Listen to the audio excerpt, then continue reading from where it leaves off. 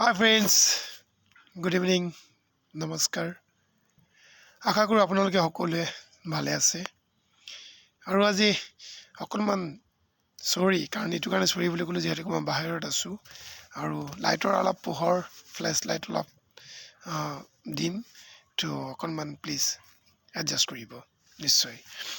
আৰু এইখিনিয়ে ক'ব বিচাৰোঁ যিহেতুকে আজি 2025 বৰ্ষৰ অন্তিমটো নিশা আৰু সকলোৱে নিশ্চয় আপোনালোকেও এই অন্তিমটো নিশাৰ নিশ্চয় আজি 2025 বৰ্ষৰ লাষ্ট দিনটোৰ বা নিশাটোৰ সকলোৱে ভাল ধৰণে উপভোগ কৰিছে আৰু এই 2025 বৰ্ষক ভাল ধৰণে বিদায় দি নিশ্চয় আপোনালোকেও বহুত অলেখ আশাৰে অপেক্ষা কৰি ৰৈ আছে 2025 নৱবৰ্ষটিলৈ।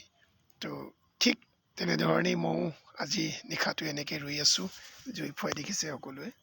আৰু এইখিনি এইটোৱে ক'ব বিচাৰোঁ 2025 বৰ্ষটো নিশ্চয়কৈ বন্ধু আপোনালোকৰ জীৱনলৈ সকলোৰে জীৱনত নিশ্চয়কৈ বহুত স্মৃতি হৈ ৰৈ যাব আৰু নিজৰ জীৱনৰ সফলতাৰ বা বিফলতাৰ যথেষ্ট পাঠ, যথেষ্ট ইতিহাস আমাৰ জীৱনৰ বাবে ৰচি থৈ যাব বুলি আমি আশা কৰিছোঁ আৰু আশা কৰোঁ সকলোৰে ধোঁৱা আহিছে একচুৱেলি, সকলোৰে নিশ্চয় ভালে সকলোৱে এই 2025ক বিদায় দিব, যিহেতুকে আজি আমি একেবাৰে অন্তিমটো নিশাত আছোঁ। তো আশা কৰোঁ তো ভগৱানে সকলোৰে 2025 বৰ্ষটি ধুনীয়াকৈ সুচাৰুৰূপে চলাই নিলে। কিন্তু আটাইতকৈ ডাঙৰ এটা দুখ থাকিব নিশ্চয় আমাৰ অসমবাসীভাৱে বা আমি আমাৰ হিয়াৰ আমঠুক আমি হেৰুৱালোঁ। তো সেই দুখ 2025 নিশ্চয় আমাৰ ইতিহাসৰ প্ৰতিটো পাতত লিপিবদ্ধ হৈ ৰৈ যাব। এই মানে ইতিহাসটো আমি আমাৰ হিয়াৰ আমঠুক যে এই 2025 বৰ্ষত আমি হেৰুৱালোঁ।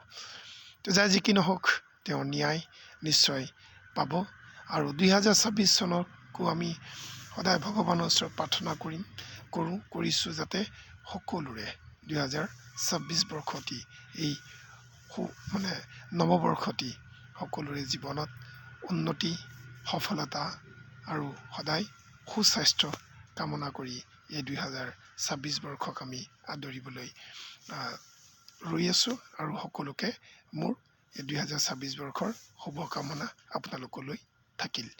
Happy new year 2026। Thank you friends, enjoy কৰক। Thank U.